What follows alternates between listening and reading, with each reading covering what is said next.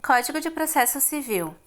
Paramos na subseção 2, da arguição de falsidade. Artigo 430. A falsidade deve ser suscitada na contestação, na réplica ou no prazo de 15 dias, contado a partir da intimação da juntada do documento aos autos. Parágrafo único. Uma vez arguida, a falsidade será resolvida como questão incidental, salvo se a parte requerer que o juiz a decida como questão principal nos termos do inciso 2 do artigo 19. Artigo 431. A parte arguirá a falsidade expondo os motivos em que funda a sua pretensão e os meios com que provará o alegado. Artigo 432. Depois de ouvida a outra parte no prazo de 15 dias, será realizado o exame pericial. Parágrafo único. Não se procederá ao exame pericial se a parte que produziu o documento concordar em retirá-lo. Artigo 433. A declaração sobre a falsidade do documento, quando suscitada como questão principal, constará da parte dispositiva da sentença e sobre ela incidirá também a autoridade da coisa julgada. Subseção 3. Da produção da prova documental. Artigo 434. Incumbe à parte instruir a petição inicial ou a contestação com os documentos destinados a provar suas alegações. Parágrafo único. Quando o documento consistir em reprodução cinematográfica ou fonográfica, a parte deverá trazê-lo nos termos do caput, mas sua exposição será realizada em audiência intimando-se previamente às partes. Artigo 435. É lícito às partes, em qualquer tempo, juntar aos autos documentos novos quando destinados a fazer prova de fatos ocorridos depois dos articulados ou para contrapô-los aos que foram produzidos nos autos. Parágrafo único. Admite-se também a juntada posterior de documentos formados após a petição inicial ou a contestação, bem como dos que se tornaram conhecidos, acessíveis ou disponíveis após esses atos, cabendo à parte que os produzir comprovar o motivo que a impediu de juntá-los anteriormente e incumbindo ao juiz, em qualquer caso, avaliar a conduta da parte de acordo com o artigo 5. Artigo 436.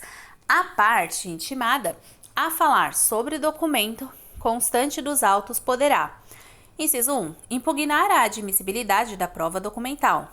Inciso 2. Impugnar sua autenticidade. Inciso 3. Suscitar sua falsidade com ou sem deflagração do incidente de arguição de falsidade. Inciso 4. Manifestar-se sobre seu conteúdo.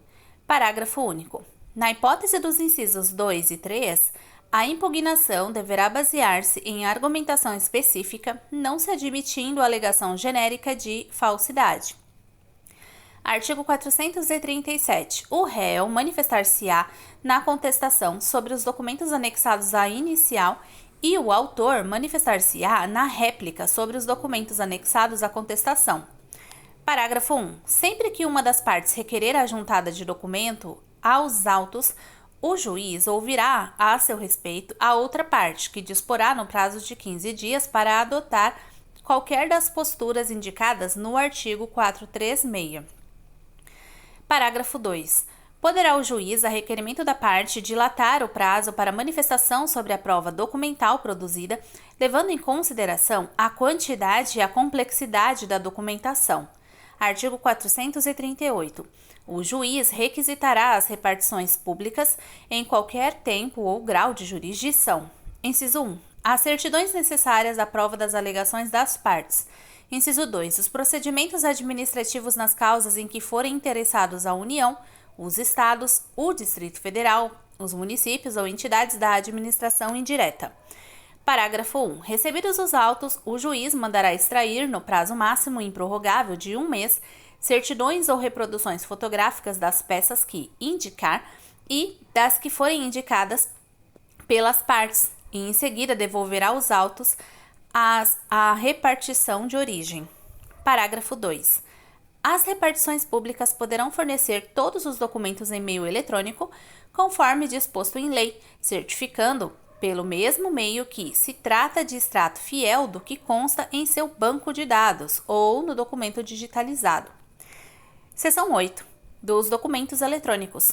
Artigo 439. A utilização de documentos eletrônicos no processo convencional dependerá de sua conversão à forma impressa e da verificação de sua autenticidade na forma da lei. Artigo 440.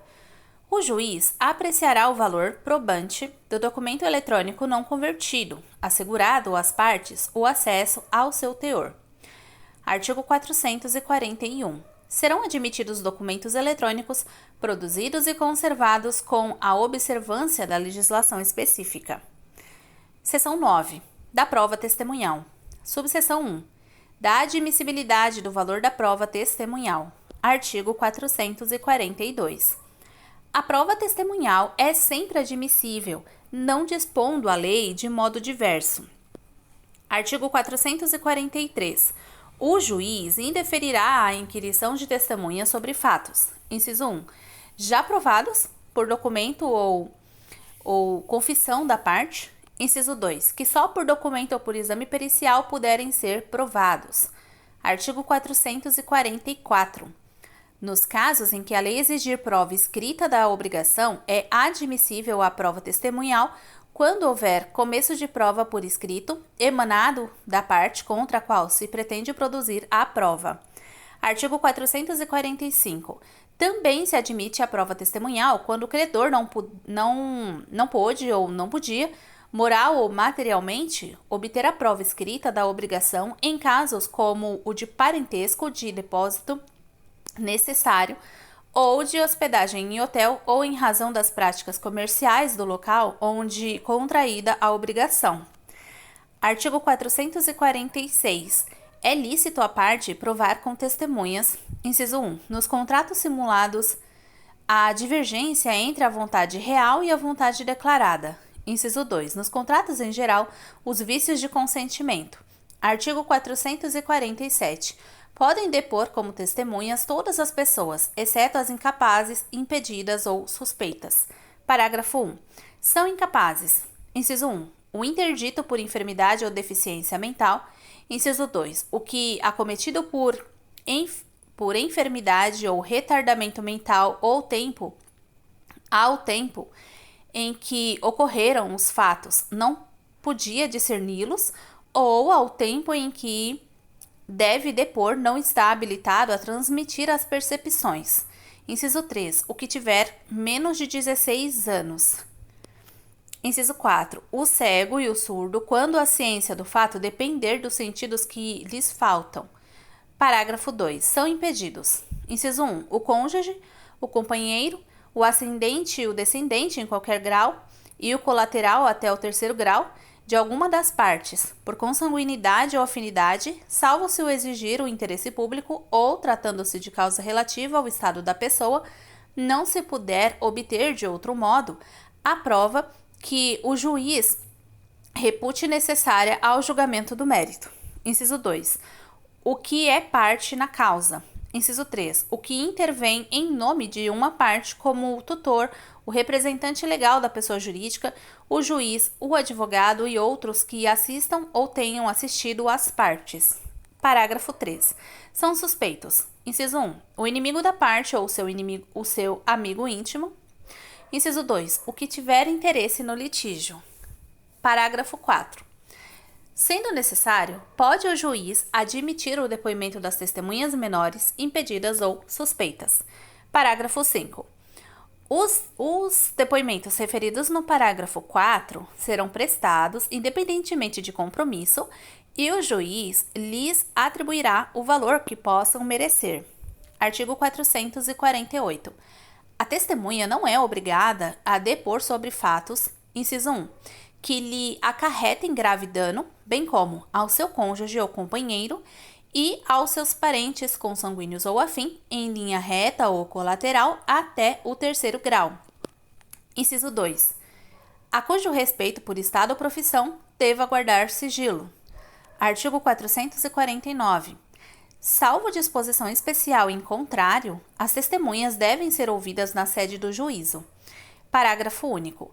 Quando a parte ou a testemunha, por enfermidade ou por outro motivo relevante, estiver impossibilitada de comparecer, mas não de prestar depoimento, o juiz designará, conforme as circunstâncias, dia, hora e lugar para inquiri-la. Subseção 2. Da produção da prova testemunhal. Artigo 450.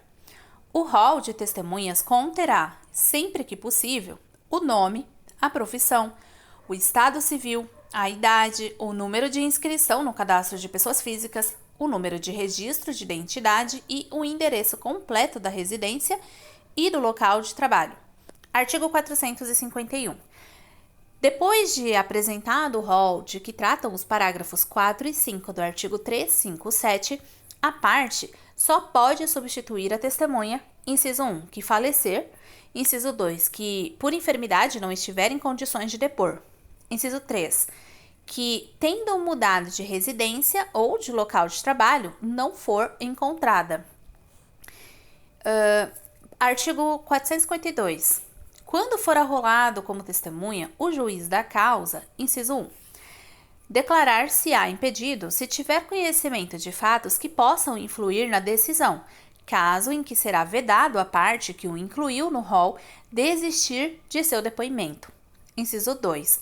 Se nada souber, mandará excluir o seu nome. Artigo 453. As testemunhas depõem na audiência de instrução e julgamento perante o juiz da causa, exceto, inciso 1, as que prestam depoimento antecipadamente, inciso 2, as que são inquiridas por carta. Parágrafo 1. A oitiva de testemunha que residir em comarca, seção ou subseção judiciária diversa daquela que tramita o processo poderá ser realizada por meio de videoconferência ou outro recurso tecnológico de transmissão e recepção de sons e imagens em tempo real, o que poderá ocorrer, inclusive, durante a audiência de instrução e julgamento. Parágrafo 2. Os juízos deverão manter equipamento para transmissão e recepção de sons e imagens a que se refere o parágrafo 1. Artigo 454. São inquiridos em sua residência ou onde exercem sua função, inciso 1. Inciso 1. O presidente ou vice-presidente da República. Inciso 2. Os ministros de Estado.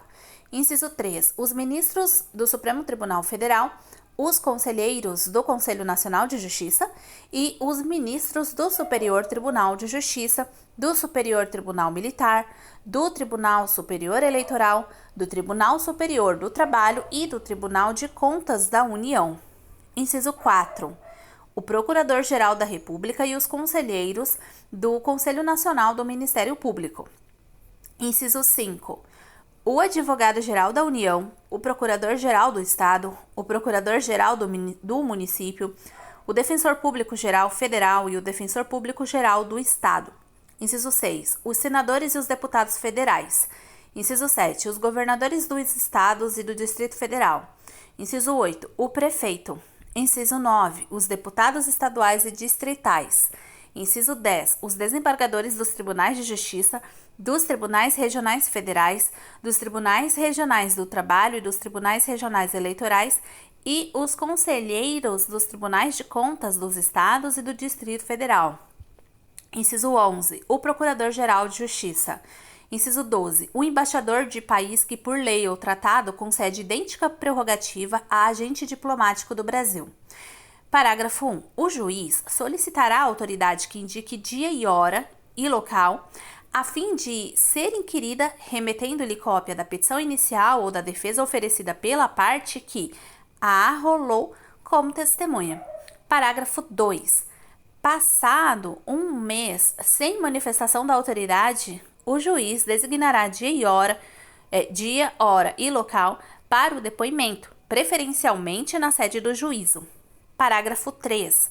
O juiz também designará dia, hora e local para o depoimento quando a autoridade não comparecer injustificadamente à sessão agendada para a colheita de seu testemunho no dia, hora e local por ela mesma indicados. Artigo 455. Cabe ao advogado da parte informar ou intimar a testemunha por ele arrolada do dia, da hora e do local da audiência designada, dispensando-se a intimação do juízo. Parágrafo 1. A intimação deverá ser realizada por carta com aviso de recebimento, cumprindo ao advogado juntar aos autos com antecedência de pelo menos 3 dias da data da audiência, cópia da correspondência de intimação e do comprovante de recebimento. Parágrafo 2. A parte pode comprometer-se a levar a testemunha à audiência, independentemente da intimação de que trata o parágrafo 1, presumindo-se, caso a testemunha não compareça, que a parte desistiu de sua inquirição. Parágrafo 3. A inércia da realização da intimação a que se refere o parágrafo 1 importa a desistência da inquirição da testemunha. Parágrafo 4. A intimação será feita pela via judicial quando: inciso 1. For frustrada a intimação prevista no parágrafo 1 deste artigo. Inciso 2. Sua necessidade for devidamente demonstrada pela parte ao juiz. Inciso 3. Figurar no rol de testemunhas, servidor público ou militar, hipótese em que o juiz o requisitará ao chefe da repartição ou ao comando do corpo em que servir. Inciso 4. A testemunha houver sido arrolada pelo Ministério Público ou pela Defensoria Pública. Inciso 5. A testemunha for uma daquelas previstas no artigo 454. Parágrafo 5. A testemunha que intimada na forma do parágrafo 1 ou do parágrafo 4 deixar de comparecer sem motivo justificado será conduzida e responderá pelas despesas do adiamento. Artigo 456. O juiz inquirirá as testemunhas separadas e sucessivamente, primeiro as do autor e depois as do réu, e providenciará para que uma não ouça o depoimento das outras. Parágrafo único. O juiz poderá alterar a ordem estabelecida no caput se as partes concordarem. Artigo 457. Antes de depor, a testemunha será qualificada, declarada... 457. Antes de depor, a testemunha será qualificada, declarará ou confirmará seus dados e informará se tem relações de parentesco com a parte ou interesse no objeto do processo. Parágrafo 1. É lícito a parte contraditar a testemunha, arguindo-lhe a incapacidade, o impedimento ou a suspeição, bem como, caso a testemunha negue os fatos que lhe são imputados, provar a contradita com documentos ou com testemunhas, até 3 apresentadas no ato e inquiridas em separado. Parágrafo 2. Sendo provados ou confessados os fatos a que se refere o parágrafo 1, o juiz dispensará a testemunha ou lhe tomará o depoimento como informante. Parágrafo 3. A testemunha pode requerer ao juiz que a excuse de depor, alegando os motivos previstos neste Código, decidindo o juiz de plano após ouvir as partes. Artigo 458. Ao início da inquirição, a testemunha prestará o compromisso de dizer a verdade do que souber e lhe for perguntado. Parágrafo único. O juiz advertirá a testemunha que incorre em sanção penal quem faz afirmação falsa, cala ou oculta a verdade. Artigo 459. As perguntas serão formuladas pelas partes diretamente à testemunha, começando pela que a arrolou, não admitindo o juiz aquelas que puderem induzir a resposta não tiverem relação com as questões de fato objeto da atividade probatória ou importarem repetição de outra já respondida. Parágrafo 1. O juiz poderá inquirir a testemunha tanto antes quanto depois da inquirição feita pelas partes. Parágrafo 2. As testemunhas devem ser tratadas com urbanidade, não se lhes fazendo perguntas ou considerações impertinentes, capciosas ou vexatórias. Parágrafo 3. As perguntas que o juiz indeferir serão transcritas no termo se a parte o requerer.